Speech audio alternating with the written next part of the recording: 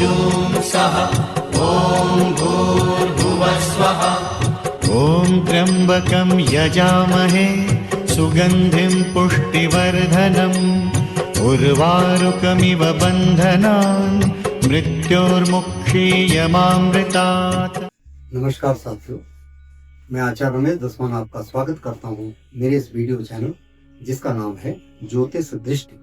मित्रों, आपके अपार स्नेह के द्वारा मेरा मन गदगद हो जाता है और बड़ी प्रसन्नता होती है जब मुझे लोगों से सुनने को मिलता है कि आचार्य जी, आप भ्रम में न डाल करके और यथार्थ बात बता करके जन जीव के साथ में, नेचर के साथ में जुड़ करके चलने की आप वार्तालाप करते हो तो बड़ा सुखमय जीवन हमारा बनता चला जाता है। मित्रों, इस पृथ्वी से पंचभूतों से यह शरीर बना है। जल, तेज, वायु, आकाश और पृथ्वी। इन्हीं पंचभूतों के शरीर के साथ में यदि हम जुड़ करके चलते हैं तो इनका संरक्षण यदि हम करते हैं तो हमारे जीवन में भी सुख का आनंद मिलेगा। पृथ्वी का ध्यान करें, पृथ्वी को अग्रसर बनाएं, उपजाऊ बनाएं, जल का संचय करें, जल और जीवन के लिए आगे बढ़ाएं, वायु जो है दूषित न होने दें और जो तेज है, आकाश है, उसको स्वच्छ रखें, साफ रखें, तो हमारा जीवन इन तरंगों से तरंगित हो जाता है। इसीलिए जीवन के अंदर इन पंचभूतों के साथ में, पंच तत्वों के साथ में जरूर मिल करके चलना चाहिए। वातावरण आपका यदि सुगंधित है, वातावरण यदि आपका अधिक ऑक्सीजन लिए हुए है तो प्रकृति आपको सुखदायक और आपके शरीर को आनंददायक बनाती है। ये छोटे छोटे विचार जीवन के अंदर जब आते हैं, साफ सफाई का ध्यान रखें, व्यवस्था ठीक रखें, मित्रों से सहयोग लें तो बड़ा लाभ मिलता चला जाता है। साथियों, यही छोटी छोटी बातें आपके जीवन में आपको अग्रसर बढ़ाती है।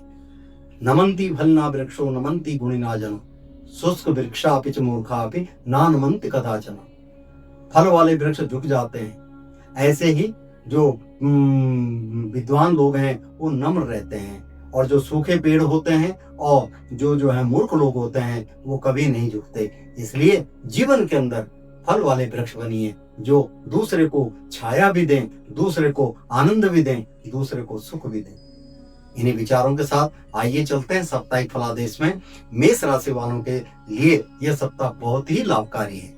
धन, ऐश्वर्य, मान सम्मान हर प्रकार से इनको सफलता प्राप्त होगी। परिवार में सुख आनंद मिलेगा। वृष राशि वालों के लिए ये समय ठीक चल रहा है।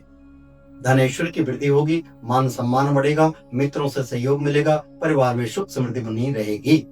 मिथुन राशि वालों के लिए यह समय और भी अच्छा चल रहा है। क्यों? क्योंकि इस समय वाहन का सुख प्राप्त होगा। इस समय नई प्रॉपर्टी इत्यादि भूमि भवन का भी सुख प्राप्त होगा। परिवार में सुख समृद्धि मिलती रहेगी।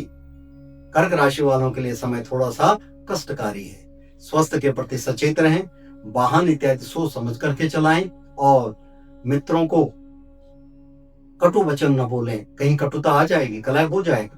इसलिए इस बात को बिगड़ने से संभालिए। इस समय आपने करना क्या है? हनुमान जी की उपासना करें। संकट कटे मिटे सब पीरा, जो सुमरे हनुमत बलबीरा। हनुमान जी की उपासना करने से आपके जीवन के संकटों का निवारण हो जाएगा।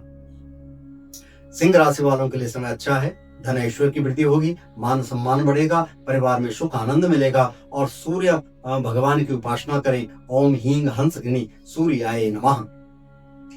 इस मंत्र को आप नित्य प्रति कम से कम 9 बार बोलिए। भगवान की कृपा से आपके जीवन के अंदर नया संचार उत्पन्न होता चला जाएगा।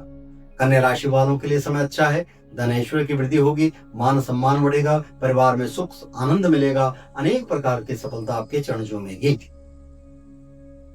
तुला राशि वालों के लिए समय ठीक चल रहा है।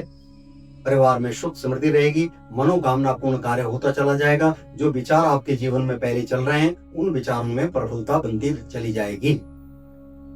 तुला के बाद चलते हैं वृश्चिक राशि वालों के लिए। वृश्चिक राशि वालों के लिए भी समय अच्छा चल रहा है। धन ऐश्वर्य की वृद्धि होगी, मान सम्मान बढ़ेगा, परिवार में सुख समृद्धि मिलती रहेगी। धनु राशि वालों के लिए भी समय ठीक चल रहा है, उन्नति कारक है। समाज में आपका नाम मान प्रतिष्ठा होगी, धन ऐश्वर्य की वृद्धि होगी, अनेक प्रकार से सफलता आपके जीवन में पदार्पण करती चली जाएगी। धनु के बाद चलते हैं मकर राशि वालों के लिए। मकर राशि वालों के लिए समय थोड़ा कष्टकारी है। वाहन इत्यादि से चोट लगने की संभावना होती है। परिवार में कोई न कोई कलह उत्पन्न होगा, इसलिए सोच समझकर विचार विमर्श करके तभी वार्तालाप आगे बढ़ाएं। मकर के बाद चलते हैं कुंभ राशि वालों के लिए। कुंभ राशि वालों के लिए समय ठीक चल रहा है, लाभकारी है, मित्रों से सहयोग मिलेगा, धनेश्वर की वृद्धि होगी, परिवार में सुख समृद्धि बनी रहेगी। मीन राशि वालों के लिए बहुत ही उत्तम समय चल रहा है, अनेक प्रकार की सफलता आपके चरण चूमेगी, नए विचारधारा आपके जीवन में आएगी और नया पदार्पण हो सकता है आपके जीवन में। अब अग्रसर होने की पूर्ण संभावना है, इसलिए इस सप्ताह के अंतर्गत गौ सेवा कीजिए, चींटियों को जो है तिल चावल शक्कर डालिए, बड़ा लाभ मिलेगा, मित्रों से सहयोग मिलेगा, अनेक प्रकार की सफलता आपके जीवन में पदार्पण करती चली जाएगी। मित्रों, ये तो 12 राशियों का एक भाव था। अब सभी को करना क्या चाहिए? यदि इस जीवन के अंतर्गत आप करना चाहते हो, जहां कहीं भी हो, जिस जगह भी हो, सबसे पहले तो चीज है वृद्ध आश्रम में जाकर वृद्ध की सेवा करें, अपने से बड़ों का मान सम्मान करें। नौकरी चाकरी में नौकरी इत्यादि पेशे में हो तो अपने मातहतों के साथ में बड़ा समृद्ध स्नेहिल व्यवहार रखें, बड़ा लाभ मिलेगा। आपकी वाणी आपके जीवन में त्वरित हो जाएगी यदि आप किसी के साथ सम्मोहन रूप से वार्तालाप करते हो। किसी के दुख में सहयोगी बन जाइए, उसके दुख का निवारण कर दीजिए, आपका दुख तो स्वयं ही परमात्मा काट दे। भगवान कहते भी हैं, तू एक कदम चल तो सही, मैं तेरे सहस्त्र कदम ना आऊं तो तब तू मुझे कहना। हम परमात्मा के प्रति थोड़ा बहुत तो चलें। घर में जितने बड़े बैठे हैं उनका मान सम्मान करें, उनका आप जो है सत्कार करोगे तो आपको परमात्मा भी सत्कार के रूप में ही पुण्य देगा।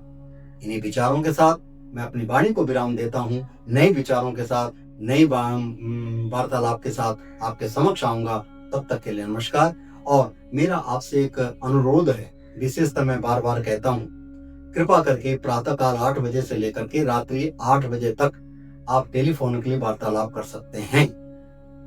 तत्पश्चात जब भी मुझे समय मिलता है मैं बीच में देखता हूं और आपसे आपके जो भी प्रश्न है उनका मेरी कोशिश रहती है कि मैं उनका समाधान करूं, उनके विषय में आपसे वार्तालाप करूं। कई बार मैं खुद ही आपको फोन कर लेता हूं, लेकिन आप अपने इस संयम को रखें। कई बार कई बहनों ने मुझे कहा कि मैं बार बार 2-3 बार फोन कर चुकी हूँ, आपने कोई जवाब नहीं दिया। मैंने कहा बेटा हो सकता है मैं व्यस्त रहा हूँ, सब मेरी वैसे तो कोशिश रहती है मैं देख करके जिनके नाम आए रहते हैं ट्रू कॉलर में उनके नाम देख करके कहाँ के हैं। तो कृपा करके आप जब अपनी कुंडली भेजते हैं या डेट ऑफ बर्थ टाइम भेजते हैं मेरे व्हाट्सएप में, तो अपने स्थान का भी जिक्र कीजिए कि आप कहाँ से हो, क्या कर रहे, कहाँ जन्म हुआ। कई लोग डेट ऑफ बर्थ और टाइम दे देते हैं, स्थान का बताते नहीं। अब कोई इंग्लैंड में पैदा हुआ है, कोई यूएसए में पैदा हुआ है, तो उसके लिए तो दुविधा हो जाती है। इसलिए हमें जो है इस जगह का जहाँ जहाँ आपका जन्म हुआ है, पीछे एक बहन ने कैलिफोर्निया से मुझे कहा, अब यहाँ का तो दिया था दिल्ली का और नाम दे दिया कि नहीं मेरे पेरेंट्स दिल्ली में रहते हैं। मैंने कहा आपका बर्थ हुआ कहाँ है? तो बाद में पता चला तो कैलिफोर्निया में पैदा हुई है। तो उसी के हिसाब से कुंडली बनानी पड़ती है। तो ध्यान दीजिएगा थोड़ा सा इन विचारों में, अपने शब्दों को भी मेरे साथ समकक्ष कीजिए तो बड़ा लाभ मिलेगा और मेरे को भी सरलता होगी आपसे वार्तालाप करने में। इन्हीं विचारों के साथ मैं अपनी वाणी को विराम देता हूँ। नए विचारों के साथ आपके समक्ष आऊंगा। तब तक के लिए नमस्कार।